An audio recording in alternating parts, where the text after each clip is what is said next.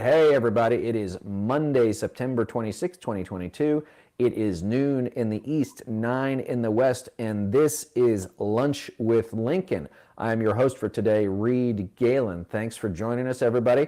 To all of our Jewish friends out there, I want to wish you a very happy New Year. I hope you have a healthy and happy holiday and a fortuitous and happy New Year as well ahead of you. So my guest today is Carolyn Fiddler of the Courier Newsroom. So before we started talking, Carolyn is from the Northern Neck in Virginia, which I had to be told where that is, but it's a beautiful part of the world. And just this weekend, guys, just so you know, was an award-winning, how would you say it? Cow shower? Cow shower. All I did was walk him around the ring. All right. But you know what? For a first timer, for a rookie, took it home an award, and congrats to you and your dad for your beautiful Swiss browns and their lovely cheese making ability. So I hope that if your dad makes some cheese, we can get some here at Lunch with Lincoln. We are often hungry. Oh, absolutely. So Carolyn, tell us a little bit about the Courier Newsroom. When did it start? What is its mission? And how do you play a role in it? Well, Courier's only been around for about 3 years, so it's still pretty new in the media landscape. It's a group of local newsrooms in 8 states: Florida, North Carolina, Virginia, Pennsylvania, Michigan, Wisconsin, Iowa, and Arizona.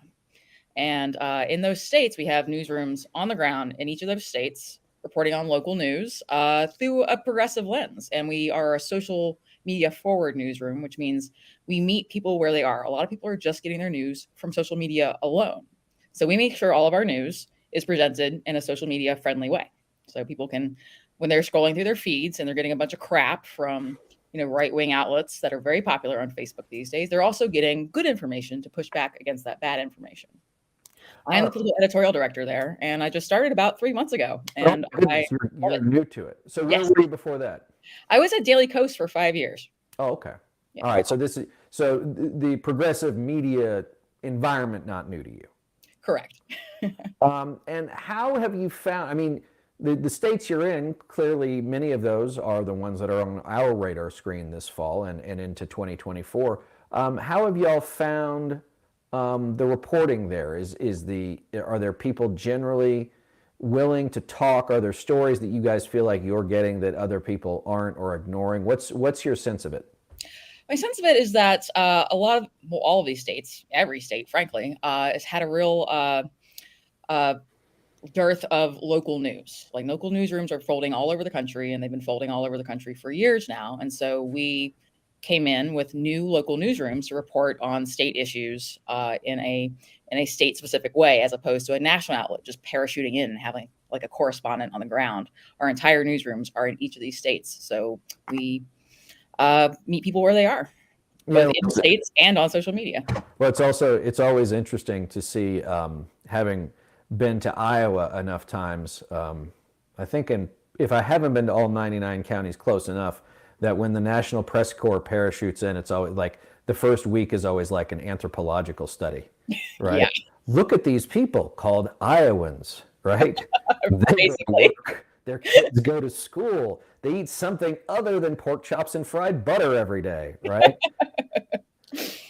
Right. So yeah, we have people there who take the sort of novelty out of, someone from out of state suddenly being in a new state, because that's not helpful to the people who live there and already know the personality of a state. They just want to know what's going on.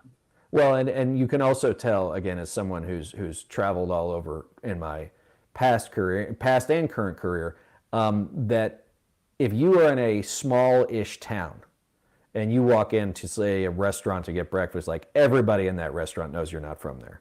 Like, they take one look at you. Mm-hmm. I grew up in a tiny town myself, population 1,000, including the regional jail. So yes, I know exactly whereof you speak. Well, so let's talk about here now. We're 40 some days from Election Day. And you guys, as you noted, are in some of the key states, gubernatorial, Senate races. From our perspective, those are the pro-democracy states as well, too. What is it that you're following in particular in some of these places that perhaps our viewers have missed because either they don't live there or because the kind of news that you are providing is something that, is going to the people that need it, not necessarily the people who are just scrolling, through Twitter or Facebook or whatever. True. Well, my particular expertise is state politics, those down ballot races, like secretaries of state, state legislature, attorneys general, that kind of thing. They get less oxygen in the general media landscape, but they're incredibly important. So that's kind of my fascination, obsession. And I learned a lot about it over the years. I've been doing state politics type things for about 20 years now. And these are incredibly important elections that are going to literally determine the fate of democracy in the next couple of years. It's terrifying. I want to come back to secretaries of state because those are races that we're really in. But as far as, some of these key state houses, state senates, state legislatures, whatever they call themselves, do you see any that are on the verge of flipping from Democrat to Republican or vice versa? Absolutely. Democrats are playing a lot of defense this year on the state legislative level because Republicans mostly controlled redistricting this time around. Right. So we're running on new maps that are very unfriendly in some places. But say take Michigan, which had a new, brand new nonpartisan commission draw their maps this time around. Right. And so Democrats are actually poised to possibly flip one or both of those chambers. Similar situation in Pennsylvania. That's probably more of a 2-cycle prospect in terms of flipping possibly one of those chambers, but from Republican to Democrat, but also much better maps this decade. But then you have a place like Iowa, Florida. It's going to be definitely a difficult decade in some of these other states. Wisconsin state legislature, disaster. Right. Well, and that much more, why it's that much more important that someone like Tony Evers, who's the governor of Wisconsin, gets reelected. Exactly. Because, from our perspective, Carolyn, these are key states, the 3 of them that you just mentioned, when it comes to 2024, especially with the kinds of people both running for governor and secretary of state who said they'll do, just about anything to make sure that their preferred candidate in 2024 wins, but also because just on a general policy basis, we've seen, from, Texas, you skip Louisiana because they've got John Bel Edwards down there, but Mississippi, Alabama, Florida, as you said, Iowa, a lot of these states, just if here where I live in Utah, if there's a Republican dominated, legislature, governor's office, the gloves are off, the governor's off, so to speak, as far as the stuff they'll do, a lot of it having to do with culture issues that have little to no bearing on most people, but are the most, I would say, destructive or disruptive to the people who can afford it least. And so I think that's a big thing. But talk to us a little bit about the secretaries of state races, because I know in Arizona and Nevada in particular, very scary candidates for Secretary of State there. Jocelyn Benson in Michigan, who has been, I think, a star among stars in the Secretary of State's field. How are you guys seeing those races, and how do you explain to your readers and your viewers just how important these races are? Because as you noted, most people don't know what the Secretary of State does because, with the exception of registering to vote, or maybe there's a business license or something, most folks might not even really come into any sort of regular contact with these folks. It's true. I mean, a lot of people don't even realize that these offices are on the ballot this year because most people are just busy living their lives and they're not following these things like I do, sort of obsessively, but because they're busy feeding their families and going to work and just being normal people. Right. But these secretaries of state races are incredibly important. They do the things that you mentioned, but also they help set rules and regulations that make it easier or harder to vote. They certify election results. If there's a recount necessary for some reason, they administer that, or some sort of audit, or real audit, or fake audit. Right. I think about Arizona a lot. Right. Sure. Speaking of fake audits, so these elections are incredibly important. These offices have a great deal of power over the administration of elections, which sounds super boring, but actually is really has a lot of moving parts to it. It's really complicated. Well, I mean, so the Secretary of State the secretary in a given state, I should say, it'll be easier to say it that way, has overall responsibility for oversight, conducting of those elections. But as you noted, Carolyn, this goes down to the county registrars or recorders, whoever, whatever it is, and then down into precincts where oftentimes, it's volunteers, election workers who sort of take pride in this year in and year out, as far as they get paid to do the work, poll watchers, election observers. But also we've seen, I think it was last week or the week before, that Steve Bannon said that he had recruited 11,000 people to go into basically local polling places in different precincts and, contest every vote. And, if you can't stop somebody from voting, maybe intimidating them, maybe, if it's a long line, encouraging them, it's not worth it.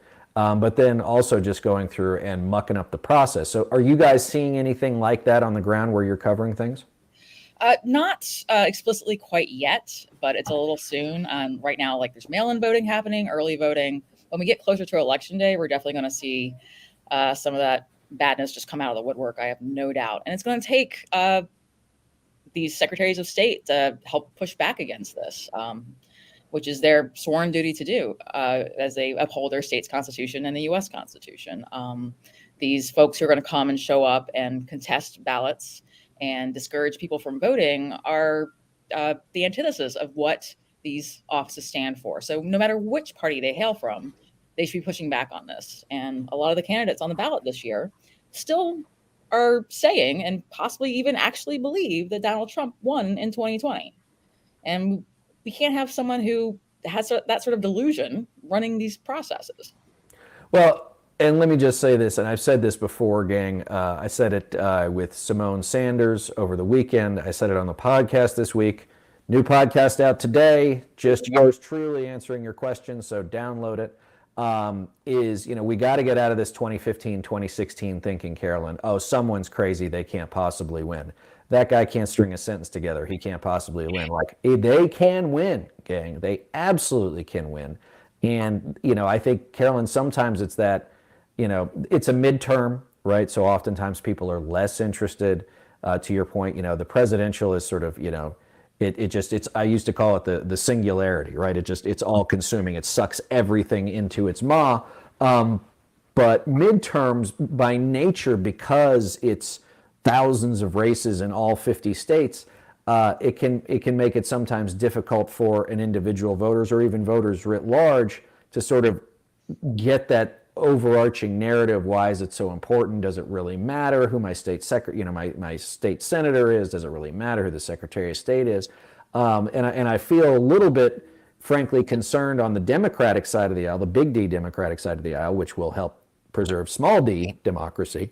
That there was a story in Politico, I think last week, by Heidi Prisbilla that said, that there were some Democratic groups begging their donors to really pay attention to these state races, which feel like, as a former Republican, right, like it was an open field for 25 years, 30 years. So do you see in your reporting or in your conversations that Democratic donors or local Democratic activists are understanding, like, we got a lot of catch up to play and not a lot of time to do it?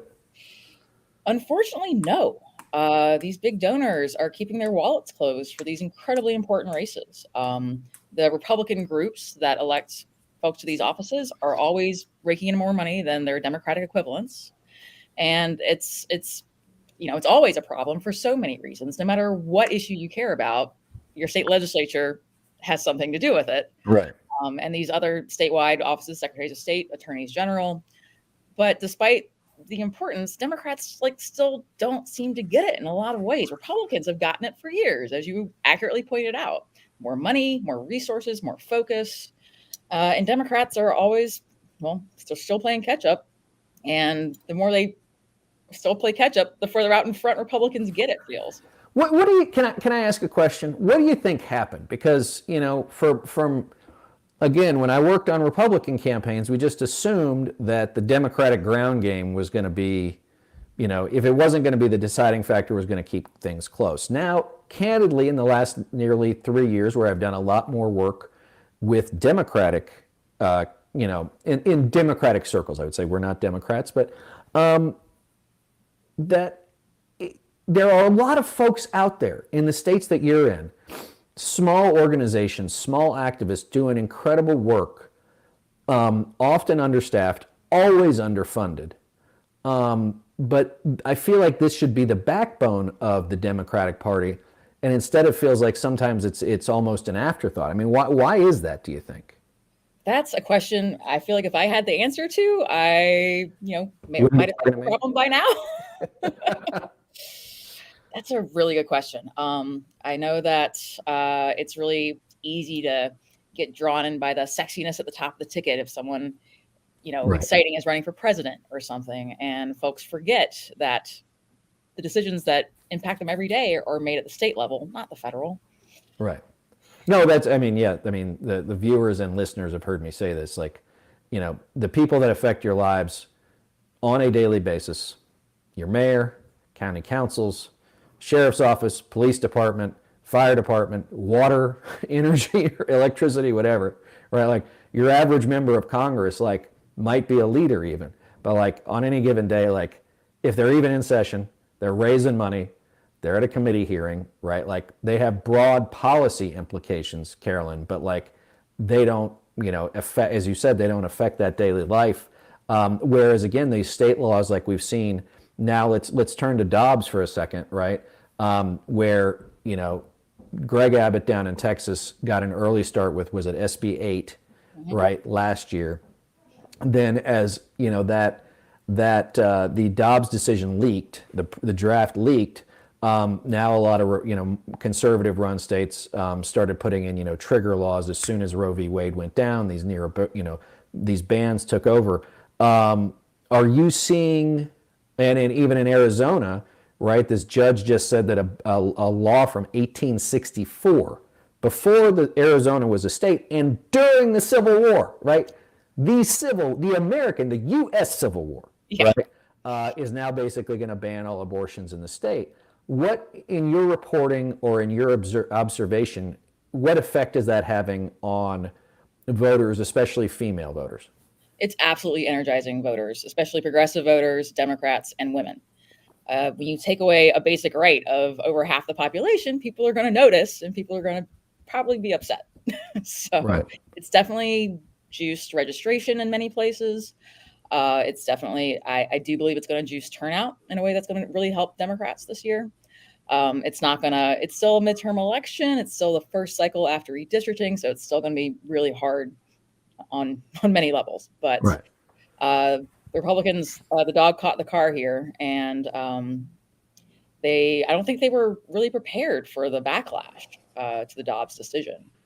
And and so they are still scrambling, but they still have a big head start in terms of this election. Well, we saw, like a guy like Blake Masters in Arizona and many other Republican candidates, right? Busily scrubbing their websites of the most extreme abortion stuff to put things more, I'm going to say, in line with where I think voters are, or at least Republican voters are. I don't mean to make that a broad-based statement. And now I think you see that with Kevin McCarthy and his, I would say, to call last week a botched rollout would be an insult to like Dukakis in the tank, right? Is that like they're clearly bleeding white suburban women. And you looked at the video that they put out, and the first like 20 seconds, Carolyn, is just video of African Americans in violent situations. Like it's not a dog whistle. They've just pulled out the bullhorn now. Yep. Are you guys seeing a lot of that too? I know that there was a report out last week, not surprisingly, that in Wisconsin, in the Senate race there, that Ron Johnson's campaign had started, in on their own bullhorn strategy with Mandela Barnes. Are you seeing some of that? Oh, yes. Republicans, they have good polling. And so they're seeing the same things the Democrats are seeing, in that they are losing ground in terms of like major issues that people are voting on. Inflation is stressing people out a little less. Gas prices are falling. And of course, the Dobbs decision. So now they're trying to scare people. And so this public safety theme is being echoed by Republicans all across the country, trying to change the conversation away from Dobbs, away from gas prices, away from Biden administration's recent accomplishments. So, they are desperate to change the conversation and to scare people into voting for them. Well, no, and we've seen too, we were having a conversation earlier today, because one of my co-founders, Rick Wilson, lives in Tallahassee, and our chief of staff, Ryan Wiggins, lives in Pensacola. So they were we were talking about the hurricane bearing down on them. Also, Matt Gates' district. Right, Matt Gates' district. And then there was a story in Florida Politics, Peter Schorsch's outlet, that I think a sixth property insurer had just pulled out of the state. And so, hurricane insurance probably not cheap to begin with. But now, it's going to be like, oh, your house fell down. Good luck. Right. In Texas, when Abbott tried to do this thing at the border, right, checking all the trucks, and it cost the state like $4 billion. And so it looks like, I'm going to ask the question instead of just asserting it. Do you think there are some voters who get that like so much of this is performative bullshit at the expense of, what we would otherwise, I guess, call kitchen table issues? I think so, because these Republican candidates have pivoted away from these performative stunts. They're not panning out the way they hoped, and people are more focused on the things that actually affect them every day, as opposed to taxpayer money being wasted on garbage truck inspections. Right. That doesn't help anybody. So in our last few minutes here, tell us, as you move from Daily Kos to into an outlet specifically focused on local issues in states, what is the one thing that encourages you the most by what you see at the local level, and what concerns you most?